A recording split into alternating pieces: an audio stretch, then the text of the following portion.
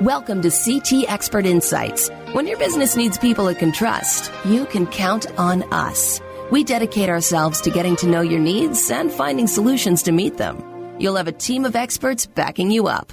Hi, I'm Greg Corombos. Our guest this week on Expert Insights is Barbara Weltman, president of Big Ideas for Small Business Incorporated. We are now months into this pandemic. Many business owners who thought they had to absorb losses maybe for half of March or possibly through April or May now realize that what was once normal is not expected to return anytime soon. So, how do you adjust to that? What are the best ways to at least survive and even thrive in this challenging environment? That's what we will discuss over the next few minutes. And Barbara, first of all, thanks very much for being with us again. Oh, it's a pleasure. First, let's discuss where businesses are right now. And obviously, different businesses are in different places, but some are in better financial position than others, and many are simply struggling. What are you hearing most from business owners right now about the biggest challenges just to stay open? I think the problem is that it's not one size fits all. As you just said, some businesses are doing very well. They've adapted to the new environment. Their business model is suited for employees working remotely. And so that's a really good thing for those businesses. Other businesses, however, depending on the industry they're in, may be struggling greatly. And unfortunately, a number of businesses have closed permanently and will not be returning. So again, it just depends on the industry you're in and your business model and how you've conducted things. I know many businesses were able to get significant help through the PPP loans or other programs. There are a lot of local and state programs that are for very small businesses that are still around and could be helpful in some cash flow to just see you through. I know that many landlords have been amenable to deferring rent payments to allow businesses to stay in business, to help businesses stay in business. So again, it's kind of all over the place here. It's hard to make a generalization. Well, if your business is not directly impacted by the pandemic, but it's still taken a financial hit nonetheless, what are some pieces of advice that you would have to keep your head above water, whether it's how you manage the business, how you perhaps reach out to existing and potential customers? What's a good way to make sure that you're not one of the casualties? Fortunately, technology has enabled many businesses to keep in touch with customers and clients, to do collaborative work with employees. And so the important thing is to take advantage of various technologies so that you keep the lines of communication open. I think that's essential, that you don't want your customers to forget about you. You would like especially for them to continue doing business with you. And certainly many businesses have pivoted to do more of their operations online so that customers can buy or transact with them directly online. They don't have to do it in person.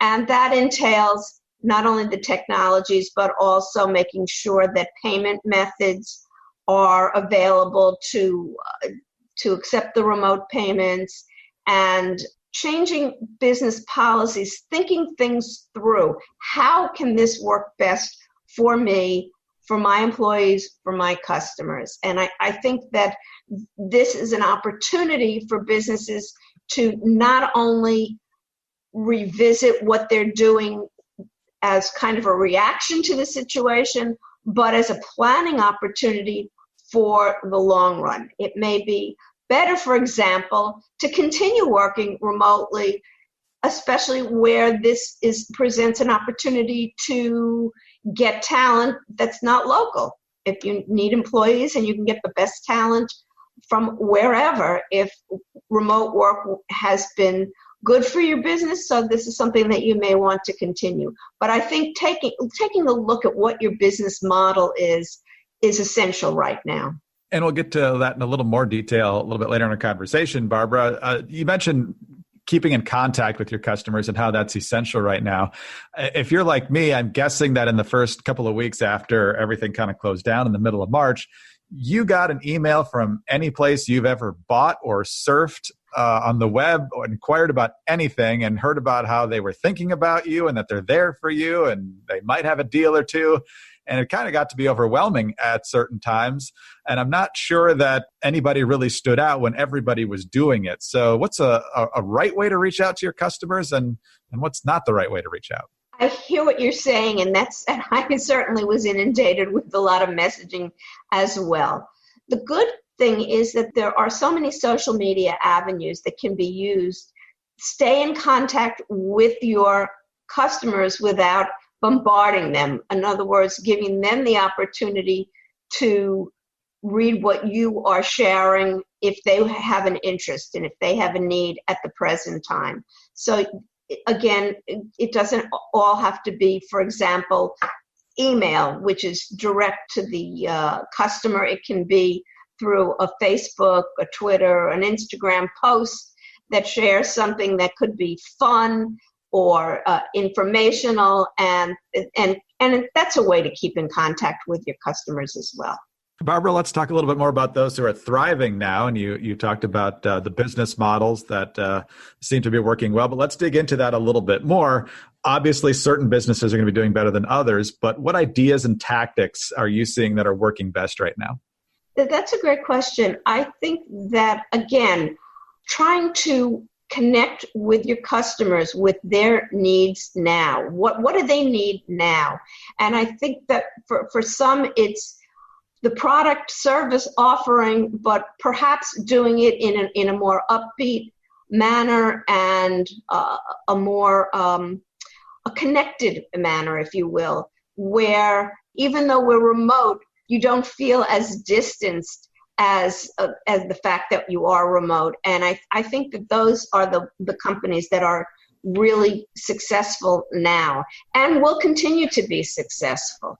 I think that those are the companies that have kind of mastered the message, if you will, and are able to make the best connections. We're talking with Barbara Weltman. She is the president of Big Ideas for Small Business Incorporated. And Barbara, when we spoke at the beginning of the pandemic, and you already mentioned this a little bit earlier on in this conversation as well, how a lot of businesses were pivoting to a larger online focus and what could be accomplished there. Some businesses were already well advanced in that department, and others were really kind of scrambling to compensate for the foot traffic they knew they were going to lose, and they're still not getting that foot traffic. So as far as you can tell, are most businesses adapting well to going much more online than they probably would have planned to be doing at the beginning of the year, or a lot of them finding it tough to catch up, even though they've now had a few months to try and do that? Again, it comes down to the industry that you're in. For example, the restaurant and the hospitality industry, you kind of need to have the bodies. I have seen many restaurants, for example, adapting well, not necessarily on so much online, although they have increased their online presence and posting and such, but making various options available now with reopening some dine-in, curbside pickup, placing orders online, home delivery. So I think that it's kind of all over the place depending on the kind of business. But I think you're right that some businesses have tried to increase their online presence, and it's a struggle. It's a struggle. It comes back to that from the movie, if you build it, they will come. Well, not necessarily. It's still a marketing activity to reach out to the public and get them to know that where you are and what you're offering, and that's a continual activity. Finally, Barbara, you mentioned a little bit earlier in the conversation that a lot of businesses have been helped and possibly saved, in some cases, through the Paycheck Protection Program and other aspects of the CARES Act. What other programs, government or otherwise, as well as policies, can business owners take advantage of right now? Well, as you know, Greg, my chief area of focus is small business taxes, and there are many tax breaks that are out there that businesses can take advantage of to help them with their cash flow and help them to get through this. For example, they are able to defer their payroll taxes starting on wages paid from March 27th onward for the rest of the year. That's the employer Social Security portion of the payroll tax. And that tax doesn't have to be repaid until 50% by the end of 2021 and the other 50% by the end of 2022 with no interest on it. So that's a pretty big deferral option for businesses. Another is the fact that when they enacted the CARES Act that you mentioned, they made a lot of law changes retroactive that present a lot of refund opportunities. So my suggestion is for small businesses to sit down with their CPAs or the tax advisors and go through the tax changes that perhaps they didn't claim on their 2018 returns to which they are now entitled, and consider filing amended returns and get money back. So that's another cash flow idea and can really go a long way. Every little bit helps, and that could be a big help right there. So, Barbara, thank you very much, as always, for your time today and your expertise. We greatly appreciate it. My pleasure, as always. Barbara Weltman is president of Big Ideas for Small Business Incorporated. I'm Greg Corombos, and for more information on this topic, please call CT at 844-787-7782. With 125 years of experience, CT is here to help you at every stage of the business life cycle.